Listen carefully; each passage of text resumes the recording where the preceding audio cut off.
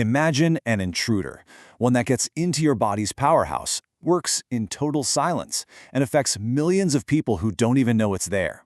Well, today, we're unmasking that intruder. It's called non-alcoholic fatty liver disease, or NAFD.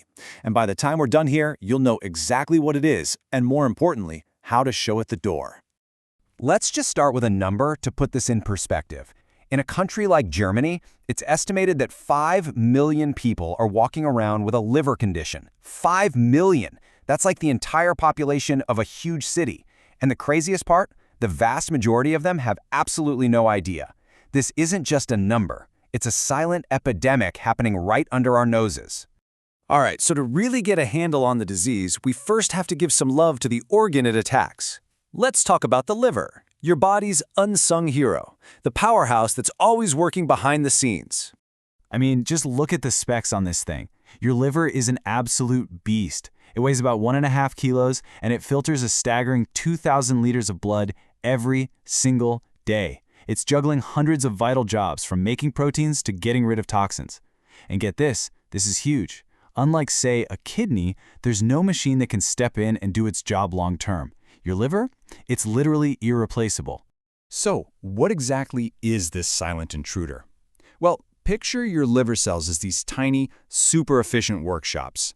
NAFLD is basically what happens when those workshops get clogged up with way too much fat. And the key part of the name here is non-alcoholic. This isn't about booze, it's a condition that's tied directly to our modern diet and lifestyle.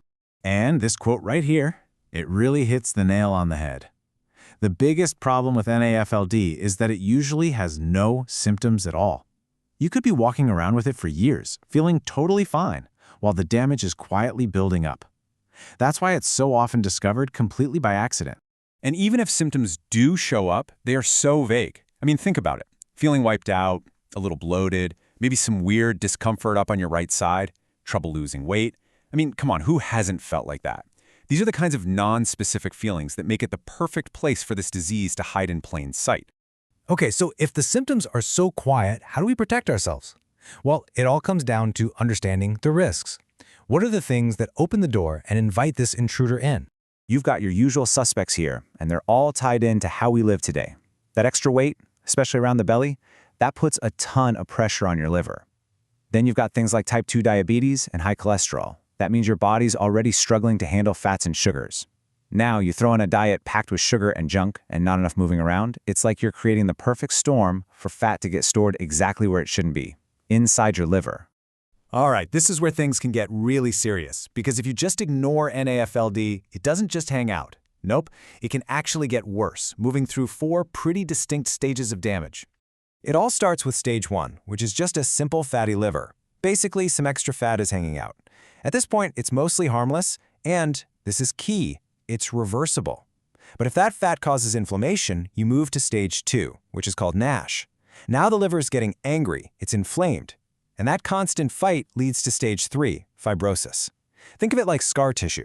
Just like a cut on your skin scars over, the inside of your liver starts to scar, getting stiff and not working as well. And the final stage, the one you really want to avoid, is stage 4, cirrhosis. This is when the scarring is so bad and so widespread that it's permanent. The liver just can't do its job anymore, and that can lead to total liver failure. So that begs a really important question, right? If this thing is so quiet, if there are no alarms going off, how in the world do doctors even find it? And the crazy thing is, like we mentioned, most of the time it's found completely by accident.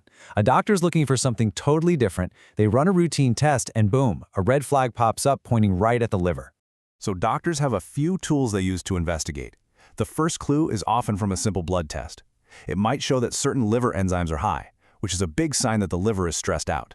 From there, an ultrasound can act like a camera, giving them a visual to see if fat has built up.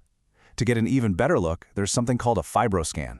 It's a special kind of ultrasound that can actually measure how stiff the liver is, which tells them if there's scarring. And in some cases, the only way to get the full picture is with a liver biopsy, where they take a tiny little piece of the liver to look at under a microscope.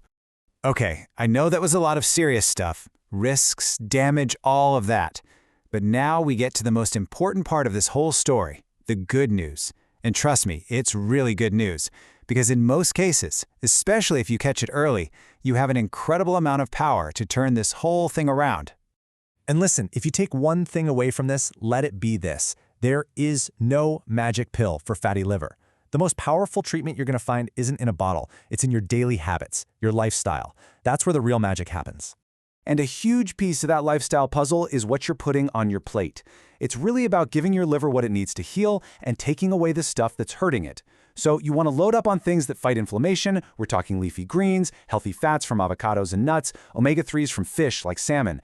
At the very same time, you got to be ruthless about cutting out the stuff that fuels the problem, all those sugary drinks, processed junk, and fried foods. You're literally making a choice with every meal. Are you going to help your liver heal, or are you going to help the disease? So let's break it down into a simple 4-step action plan. Number 1, if you're overweight, focus on losing just 7 to 10% of your body weight. That alone can make a huge difference. Number 2, get moving. You don't have to become a marathon runner. Just aim for about 150 minutes of activity a week. Think brisk walks, bike rides, whatever you enjoy. Number 3, double down on that liver-friendly diet we just talked about. And number 4, get a handle on any other health issues you have going on like diabetes or high cholesterol. These things all work together. It's a team effort to give your liver the break it desperately needs to start healing. So, we'll leave you with this question. Your liver does all this incredible work without ever making a peep, even when it's in trouble. So it's on us, really, to listen to the other signals our body is sending. The point of all this isn't to scare you, it's to empower you. Because now you know the risks, and you know the steps you can take to protect your body's silent powerhouse for a long, long time to come.